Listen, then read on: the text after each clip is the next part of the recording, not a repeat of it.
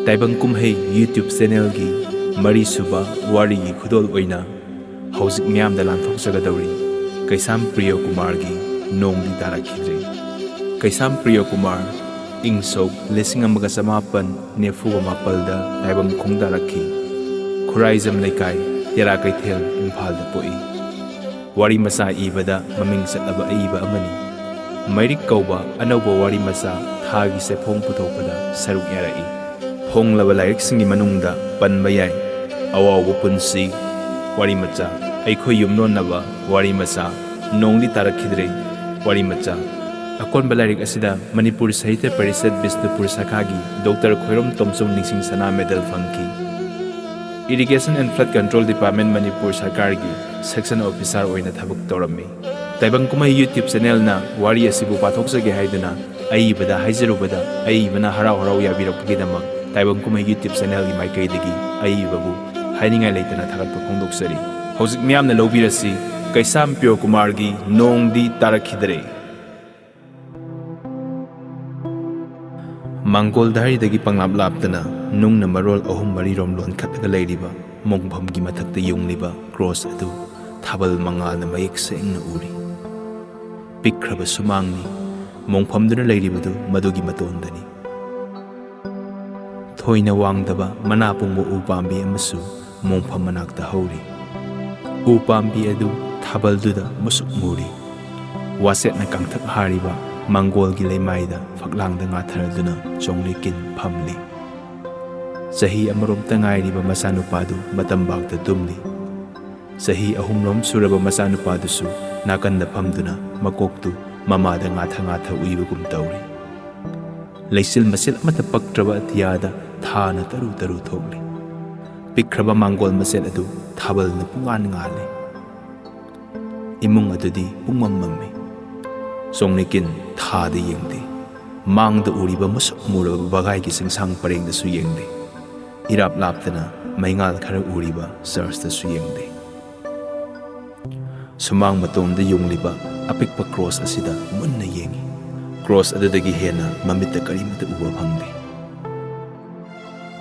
Yengu songni nga asi saudra mamang maktada sauraba nga ama makhutta yaladuna luja hauna noktuna mangonda ulai songnakin masapumba swai lawi thangnaba mikuptadi thabalgi mangalda musuk uriba yum uwa singmai sing amasung atiyaga samnaba ayatpa manba singdol sing natana kanamata leramde Songnikin masa ani da yengi adudagi khanghodana mamitta mapi tarai khonjel thokna kablai search dagi laisoli sei tarai nupi nupa angang sing apunba khonjel du asum hobe hengalai tapna machinna ngang search ki manung da laliba jesu gi cross adu chongnikin miyoi ba leitre mingse taibang sida amuk hik kapi amuk sai khonjel wang khalai Search dagi tholok leba khonjel ga amata oikhidana singmai amadagi singmai amada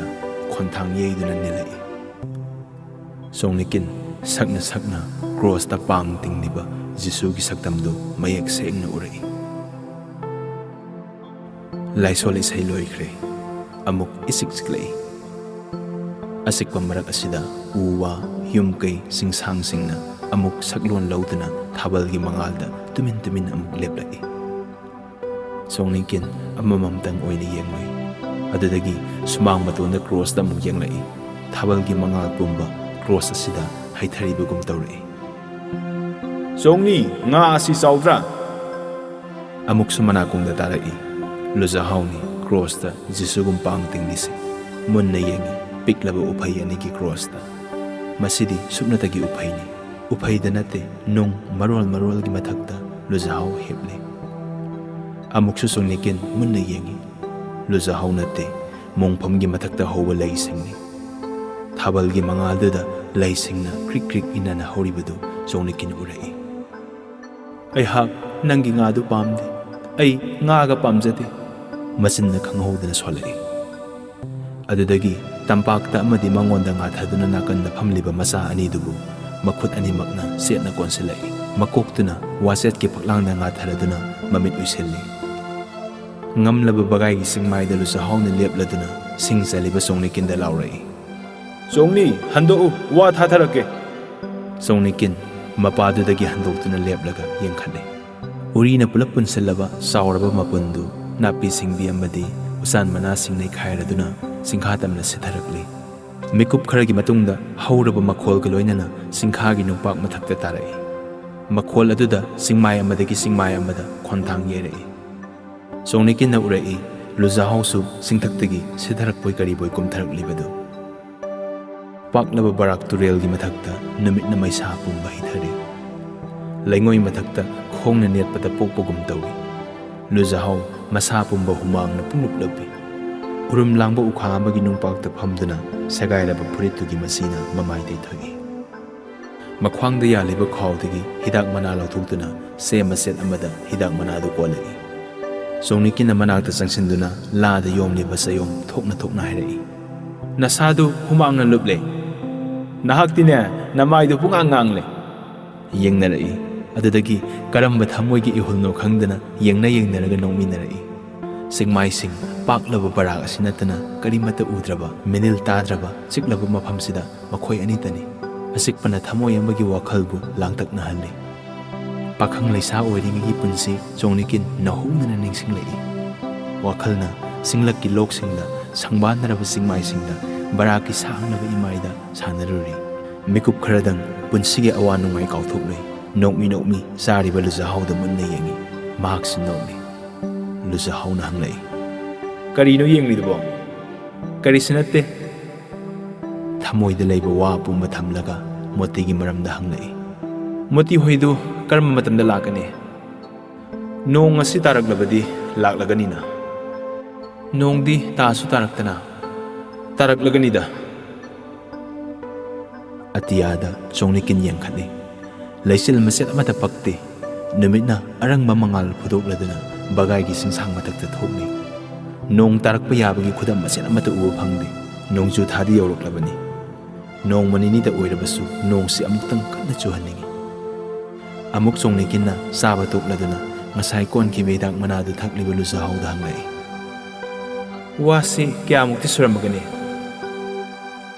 500 ꯁꯨꯔꯝꯃꯒꯅꯤ꯫ ꯑꯗꯨꯗꯒꯤ ꯃꯈꯨꯠ ꯊꯦꯛꯇꯨꯅ ꯃꯆꯤꯟꯗ ꯃꯨꯔꯨꯝ ꯆꯣꯡꯅꯤꯀꯤꯟꯅ ꯍꯤꯁꯥꯞ ꯄꯥꯕ ꯍꯧꯔꯛꯏ꯫ ꯂꯨꯖꯥꯍꯧꯅ ꯃꯉꯣꯟꯗ ꯅꯣꯛꯇꯨꯅ ꯃꯨꯟꯅ ꯌꯦꯡꯉꯤ꯫ ꯆꯣꯡꯅꯤꯀꯤꯟꯁꯨ ꯃꯀꯣꯛ ꯍꯣꯠꯂꯒ ꯅꯣꯛꯊꯣꯔꯛꯏ꯫ ꯃꯈꯣꯏ ꯑꯅꯤ ꯑꯃꯨꯛ ꯈꯣꯟꯖꯦꯜ ꯊꯣꯛꯅ ꯅꯣꯛꯃꯤꯟꯅꯔꯛꯏ꯫ ꯅꯣꯛꯅ ꯂꯨꯖꯥꯍꯧꯅ ꯍꯪꯂꯛꯏ꯫ ꯀꯌꯥ ꯇꯥꯔꯕ? ꯈꯪꯗ꯭ꯔꯦ, ꯅꯪ ꯑꯃꯨꯛ ꯄꯥꯎ꯫ ꯂꯨꯖꯥꯍꯧ ꯌꯥꯝꯅ ꯍꯩꯕꯒꯨꯝ ꯅꯨꯡ ꯃꯆꯥ ꯑꯃ ꯈꯨꯜꯂꯒ ꯅꯨꯡꯄꯥꯛꯇ ꯈꯣꯠꯄ ꯍꯧꯔꯛꯏ꯫ ꯋꯥ ꯑꯃꯗ ꯄꯩꯁꯥ 25, 500ꯗꯗꯤ ꯑꯄꯤꯛꯄ ꯆꯔꯆꯀꯤ ꯁꯪ ꯃꯅꯨꯡꯗ ꯄꯥꯁꯇꯔꯅ ꯑꯉꯥꯡ ꯑꯣꯏꯔꯤꯉꯩꯗ ꯄꯨꯔꯤꯕ ꯌꯦꯟꯅꯕ ꯇꯝꯈꯤꯕꯗꯨ ꯅꯤꯡꯁꯤꯡ ꯄꯥꯛꯂꯕ ꯅꯨꯡꯄꯥꯛ ꯑꯗꯨ ꯁꯤꯟ ꯊꯨꯡꯕ ꯃꯈꯩ ꯈꯣꯔꯤ ꯈꯣꯠꯂꯤ꯫ ꯁꯛꯐꯝ ꯍꯟꯖꯤꯜꯂꯤ꯫ ꯆꯣꯡꯅꯤꯀꯤꯟꯗꯤ ꯅꯣꯛꯇꯨꯅ ꯃꯉꯣꯟꯗ ꯃꯨꯟꯅ ꯌꯦꯡꯗꯨꯅ ꯂꯩꯔꯤ꯫ ꯀꯥꯏꯅꯊꯪꯗ ꯂꯨꯖꯥꯍꯧꯅ ꯅꯣꯛꯊꯣꯔꯛꯏ꯫ ꯃꯣꯇꯤ ꯍꯣꯏꯅ ꯃꯔꯥꯏꯅ ꯍꯤꯁꯥꯞ ꯄꯥꯖꯅꯤꯗ꯫ ꯑꯁꯦꯡꯕꯃꯛꯁꯨ ꯃꯣꯇꯤꯅ ꯄꯥꯕ ꯉꯥꯛꯇꯅꯤ꯫ ꯍꯧꯈꯤꯕ ꯆꯍꯤ ꯀꯌꯥꯗ ꯃꯍꯥꯛꯅ ꯍꯤꯁꯥꯞ ꯄꯥꯔꯒ ꯄꯤꯔꯝꯕ ꯅꯣꯡꯃꯇ ꯌꯦꯠꯈꯤꯗꯕꯅꯤ꯫ ꯉꯥꯏꯍꯥꯛꯇꯪ ꯅꯣꯛꯃꯤꯟꯅꯕꯒꯤ ꯋꯥꯅꯤ꯫ ꯍꯤꯗꯥꯛ ꯃꯅꯥ ꯈꯥꯎꯗꯒꯤ ꯂꯧꯊꯣꯛꯇꯨꯅ ꯂꯨꯖꯥꯍꯧꯅ ꯆꯦꯗ ꯑꯃꯨꯛ ꯀꯣꯟꯕ ꯍꯧꯔꯛꯏ꯫ ꯃꯈꯥ ꯇꯥꯔꯛꯏ꯫ ꯍꯟꯗꯛꯇꯤ ꯃꯣꯇꯤ ꯍꯣꯏꯒꯤ ꯃꯇꯨꯡ ꯏꯟꯗꯨꯅ ꯖꯤꯔꯤꯀꯥꯠꯇ ꯆꯠꯀꯦ꯫ ꯀꯔꯤ ꯇꯧꯕ? ꯃꯈꯣꯏꯒꯤ ꯋꯥꯒꯤ ꯀꯔꯕꯥꯔꯁꯨ ꯈꯔ ꯇꯝꯒꯅꯤꯗꯅ꯫ ꯑꯗꯨꯒ ꯁꯤꯜꯆꯔꯗꯒꯤ ꯄꯣꯠꯁꯨ ꯂꯩꯔꯛꯀꯅꯤ꯫ ꯀꯔꯤ ꯂꯩꯒꯗꯧꯔꯤꯕ? ꯅꯪꯒꯤ ꯀꯔꯤꯅꯣꯃ ꯍꯦꯛꯇ ꯂꯩꯒꯅꯤ꯫ ꯑꯩ ꯀꯔꯤꯁꯨ ꯄꯥꯝꯖꯗꯦ꯫ ꯑꯩ ꯍꯟꯗꯛꯇꯤ ꯁꯣꯏꯗꯅ ꯆꯠꯀꯅꯤ꯫ ꯀꯩꯅꯣꯝꯃ ꯁꯣꯏꯗꯅ ꯂꯩꯒꯅꯤ꯫ ꯆꯣꯡꯅꯤꯀꯤꯟ ꯇꯨꯃꯤꯟ ꯂꯩꯈ꯭ꯔꯦ, ꯅꯣꯛꯈꯤꯗꯔꯦ꯫ ꯍꯧꯈꯤꯕ ꯄꯣꯏꯅꯨꯗ ꯑꯗꯨꯛ ꯆꯥꯎꯈ꯭ꯔꯕ ꯄꯥꯝ ꯑꯗꯨꯗꯒꯤ ꯐꯧ ꯇꯤꯟ 19 ꯍꯦꯟꯅ ꯊꯣꯛꯈꯤꯗꯕꯗꯨ ꯅꯤꯡꯁꯤꯡꯂꯛꯏ꯫ ꯃꯁꯤꯅ ꯀꯌꯥꯝ ꯀꯨꯏꯅ ꯆꯥꯟꯅꯒꯅꯤ? ꯑꯃꯨꯛ ꯄꯥꯝ ꯌꯥꯟꯕ ꯃꯇꯝ ꯑꯣꯏꯔꯦ꯫ ꯎꯅꯧ ꯂꯥꯛꯇ꯭ꯔꯤꯉꯩꯗ ꯋꯥꯁꯤꯡꯁꯨ ꯌꯥꯜꯍꯧꯗ꯭ꯔꯕꯗꯤ ꯀꯔꯝꯕ ꯃꯇꯝꯗ ꯌꯥꯟꯒꯅꯤ? ꯅꯣꯡ ꯇꯥꯔꯛꯇ꯭ꯔꯤꯉꯩꯗ ꯇꯧꯍꯧꯒꯗꯕ ꯊꯕꯛ ꯀꯌꯥ ꯅꯤꯡꯁꯤꯡꯂꯛꯏ꯫ ꯃꯣꯇꯤꯕꯨꯁꯨ ꯑꯃꯨꯛ ꯅꯤꯡꯁꯤꯡꯂꯛꯏ꯫ ꯃꯌꯥꯡ ꯀꯪꯇ꯭ꯔꯤꯛ ꯀꯪꯕ, ꯃꯨꯁꯤꯟ ꯃꯨꯕ ꯃꯌꯥꯡ ꯃꯆꯥ ꯃꯣꯇꯤꯕꯨ꯫ ꯀꯔꯤ ꯗꯦꯁꯇꯒꯤꯅꯣ ꯆꯣꯡꯅꯤꯀꯤꯟ ꯈꯪꯗꯦ꯫ ꯌꯥꯝꯅ ꯂꯥꯞꯄ ꯂꯝꯗꯒꯤ ꯂꯥꯛꯄꯅꯤ, ꯑꯁꯤꯗꯅꯤ ꯃꯍꯥꯛꯅꯈꯪꯕ꯫ ꯄꯩꯁꯥ 25 ꯑꯁꯤꯅ ꯖꯤꯔꯤꯀꯥꯠꯇ ꯂꯨꯄꯥ ꯀꯌꯥ ꯑꯃꯨꯛ ꯌꯣꯜꯂꯝꯒꯗꯒꯦ? ꯂꯨꯖꯥꯍꯧꯅ ꯋꯥꯁꯤꯡꯁꯤ ꯃꯁꯥꯅ ꯌꯣꯟꯖꯔꯕꯗꯤ ꯀꯌꯥꯗꯤ ꯁꯤꯠꯀꯅꯤ? ꯀꯌꯥꯔꯛ ꯈꯟꯈ꯭ꯔꯕꯅꯤ꯫ ꯃꯁꯤꯗꯤ ꯀꯨꯏꯅ ꯃꯪꯂꯛꯂꯕ ꯃꯪꯅꯤ꯫ ꯑꯗꯨꯕꯨ ꯑꯃꯨꯛꯁꯨ ꯈꯜꯂꯤ, ꯃꯣꯇꯤꯒꯤ ꯄꯨꯟꯁꯤꯒ ꯀꯔꯤꯕꯨ ꯈꯦꯠꯅꯔꯝꯒꯗꯒꯦ?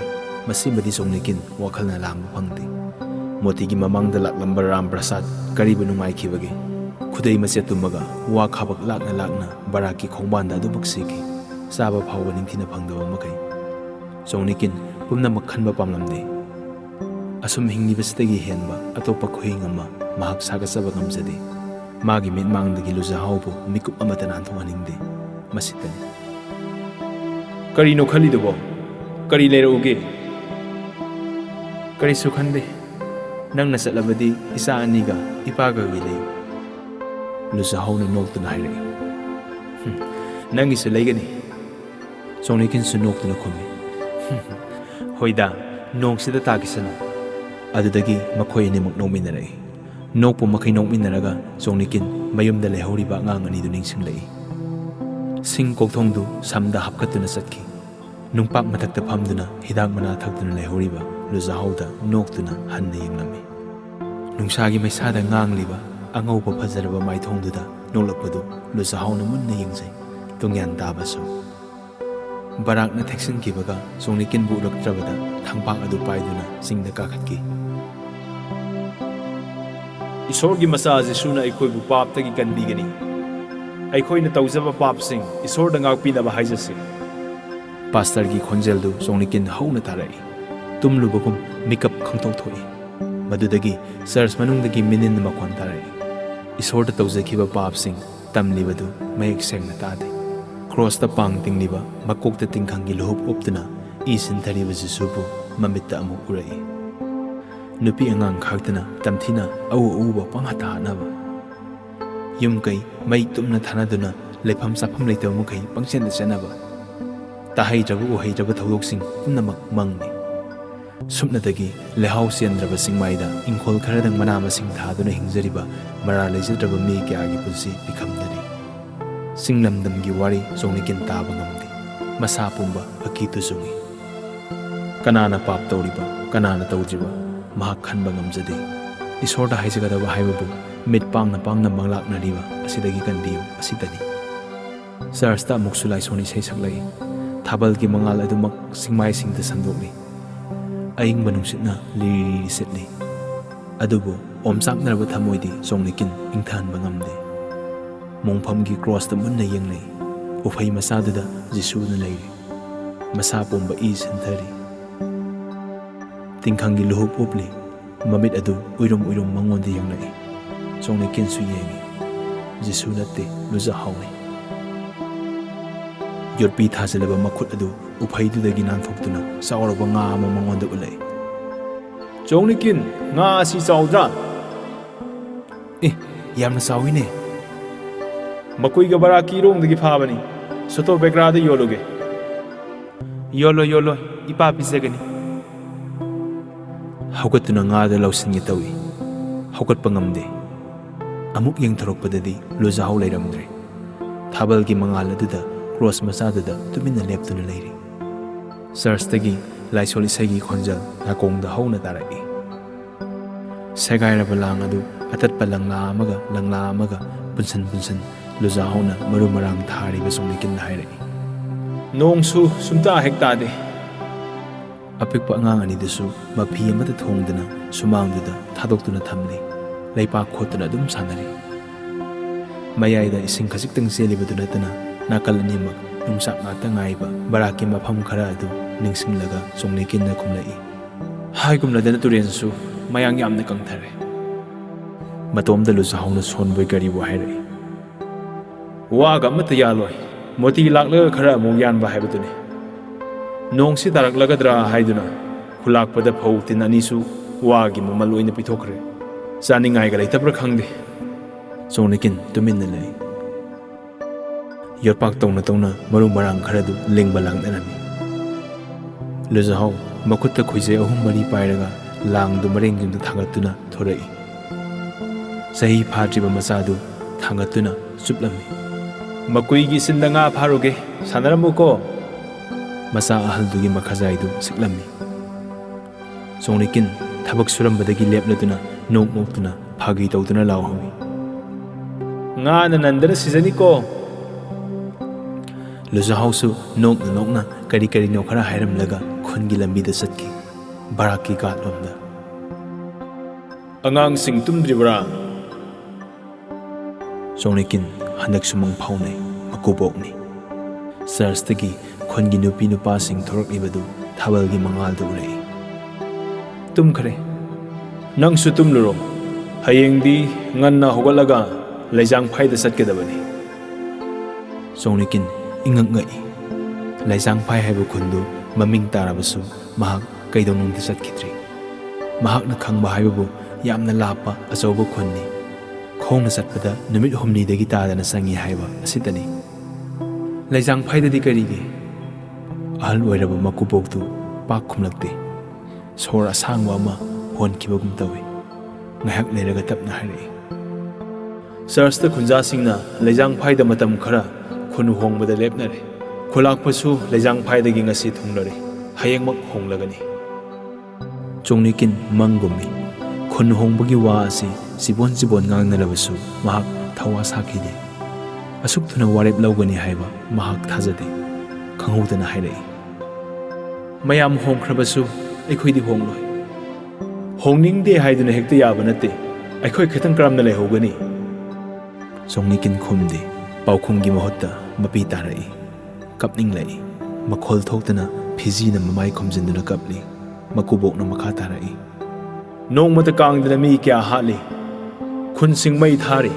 Ngasi hayeng hekta asi landarak loi hainingai leite. Aikhoigi piklaba khun asinadi kari tauba ngamgani. Ngangba lepki. Piklaba thelasida leiriba yum kunmukta leiriba makhoigi khungangi saktam mamitta urei. Wana hingliba nupi angangsing loinamak amamtang oina urei. Pisak pikpa yumsingsu. Mapi amuka henna tarai. Yengu bamuka tingkhal aduga songpen khun khudimaksu honakhrabani. Imam mamlaba imungduda sangna makha tarami. Luzahauda thokibagum isu anida amadi nangonda thokaningde. Aidi ahal loire kanadrabani sirabasu yai. Songnikin akonbagi wahai aduda masapumba swai lawi. Ahal sisu punsigi awa nungai mayoknarlabasu khun asibu singmai sing asibu barak turenbu thadokningde haiba Songnikin khangi.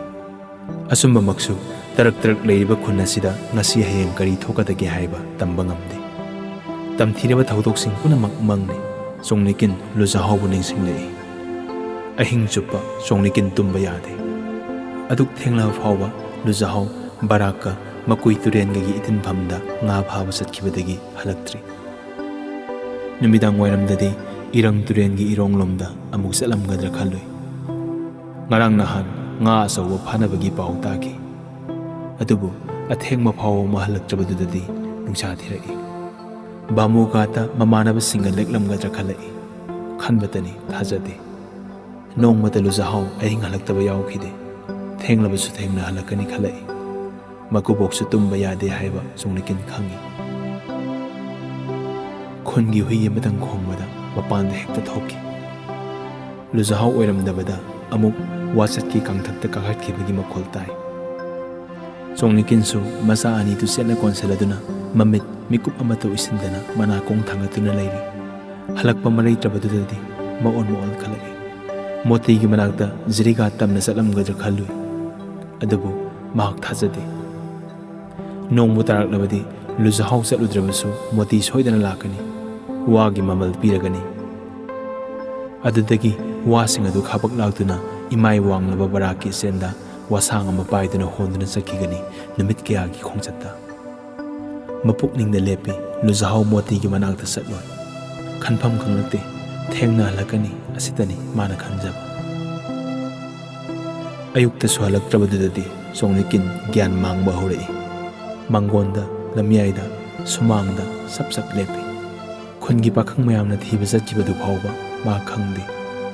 Kanaga suwari sarude. Nungthil yaropadadi singsangi mathakta atiyadagi namitna maisa pumba hithari. Songnikin ayuktagi karigumba mata sa thakte. Masi amada muk pham, masi amada muk lep tawduna leirakli. Mamaida baraki ghatlomdagi khungi pakhang mayam kakalaklibadu ulai. Wagi sagai amada karino mapurakli. Makhoi yum tamna sangsilakli. Sumang mutona sagai adu thamni.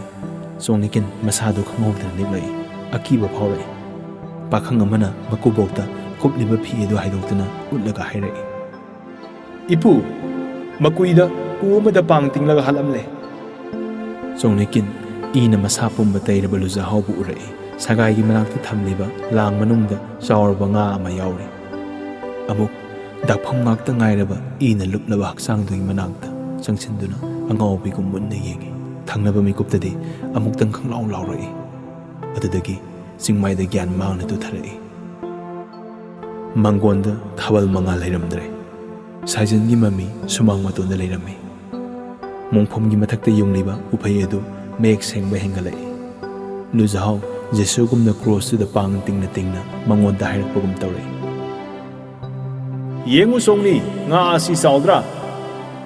ꯃꯍꯥꯛꯁꯨ ꯃꯆꯤꯟꯗ ꯈꯪꯍꯧꯗꯅ ꯍꯥꯏꯔꯛꯏ, "ꯑꯩꯍꯥꯛ ꯉꯥꯒ ꯑꯃꯇ ꯄꯥꯝꯖꯗꯦ." ꯃꯆꯥ ꯑꯅꯤꯗꯨꯕꯨ ꯆꯦꯠꯅ ꯀꯣꯜꯂꯒ ꯑꯃꯨꯛ ꯀꯞꯂꯛꯏ꯫ ꯃꯊꯪꯒꯤ ꯑꯌꯨꯛꯇꯅꯤ ꯆꯣꯡꯅꯩꯀꯤꯟ ꯁꯝꯗ ꯄꯣꯠꯆꯩ ꯍꯥꯞꯆꯤꯜꯂꯤ꯫ ꯄꯣꯠꯆꯩꯗꯨꯒꯤ ꯃꯊꯛꯇ ꯄꯤꯛꯂꯤꯕ ꯃꯆꯥꯗꯨ ꯐꯝꯍꯜꯂꯤ꯫ ꯃꯀꯨꯕꯣꯛꯅ ꯃꯆꯥ ꯑꯍꯜꯗꯨ ꯄꯝꯗꯨꯅ ꯈꯨꯟꯖꯥꯁꯤꯡꯅ ꯄꯔꯦꯡ ꯁꯥꯅ ꯆꯠꯈꯤꯕꯗꯨꯒꯤ ꯃꯇꯨꯡ ꯏꯜꯂꯤ꯫ ꯆꯣꯡꯅꯩꯀꯤꯟ ꯄꯥꯛ ꯆꯠꯇꯦ꯫ ꯃꯣꯡꯐꯝꯗꯨꯒꯤ ꯃꯅꯥꯛꯇ ꯆꯪꯁꯤꯟꯗꯨꯅ ꯉꯥꯏꯍꯥꯛ ꯂꯦꯞꯂꯨꯏ꯫ ꯃꯆꯤꯟꯗ ꯁꯣꯜꯂꯛꯏ, "ꯑꯩ ꯑꯃꯨꯛ ꯅꯅꯥꯛꯇ ꯂꯥꯛꯈꯤꯒꯅꯤ, ꯈꯨꯟ ꯑꯁꯤꯗ ꯂꯩꯔꯛꯈꯤꯅꯤ." ꯊꯤꯉꯝꯗ꯭ꯔꯕ ꯄꯤꯒꯤ ꯄꯔꯦꯡ ꯑꯃ ꯃꯃꯤꯠꯇꯒꯤ ꯇꯥꯔꯛꯏ꯫ ꯕꯔꯥꯛꯀꯤ ꯈꯣꯡꯕꯥꯟꯗ ꯂꯩꯍꯧꯔꯤꯕ ꯋꯥ ꯃꯄꯨꯜꯁꯤꯡꯗꯨ ꯃꯃꯤꯠꯇ ꯎꯔꯛꯏ꯫ ꯅꯣꯡꯗꯤ ꯇꯥꯔꯛꯈꯤꯗ꯭ꯔꯦ꯫ ꯊꯃꯣꯏꯕꯨ ꯏꯪꯍꯟꯕ, ꯆꯤꯡꯃꯥꯏꯕꯨ ꯏꯁꯪ ꯁꯪꯍꯟꯕ, ꯍꯧꯖꯤꯛꯇꯤ ꯀꯔꯤꯕꯨ ꯀꯥꯟꯅꯔꯤꯕꯒꯦ ꯅꯣꯡꯅ ꯇꯥꯔꯛꯂꯕꯁꯨ? ꯃꯀꯨꯕꯣꯛꯅ ꯑꯃꯨꯛ ꯍꯟꯖꯤꯜꯂꯛꯇꯨꯅ ꯍꯥꯏꯔꯦ, "ꯆꯠꯂꯁꯤ, ꯊꯦꯡꯈ꯭ꯔꯒꯅꯤ." ꯉꯝꯅꯕ ꯆꯤꯡꯃꯥꯏ ꯅꯥꯛꯆꯦꯛꯇ ꯈꯣꯡ ꯂꯝꯕꯤꯗ ꯄꯔꯦꯡ ꯁꯥꯅ ꯂꯩꯖꯥꯡꯐꯥꯏ ꯇꯝꯅ ꯈꯨꯟꯖꯥꯁꯤꯡꯅ ꯆꯠꯈꯤꯕꯗꯨ ꯎꯔꯛꯏ꯫ ꯁꯛꯈꯪꯗ꯭ꯔꯤꯕ ꯂꯝꯗꯝꯗꯨꯒꯤꯗꯃꯛ ꯆꯣꯡꯅꯩꯀꯤꯟ ꯃꯪꯒꯨꯝꯅ ꯂꯦꯡꯉꯝ ꯁꯥꯉꯝꯗꯅ ꯃꯈꯣꯡ ꯇꯞꯅ ꯇꯞꯅ ꯊꯥꯡꯕ ꯍꯧꯔꯛꯏ꯫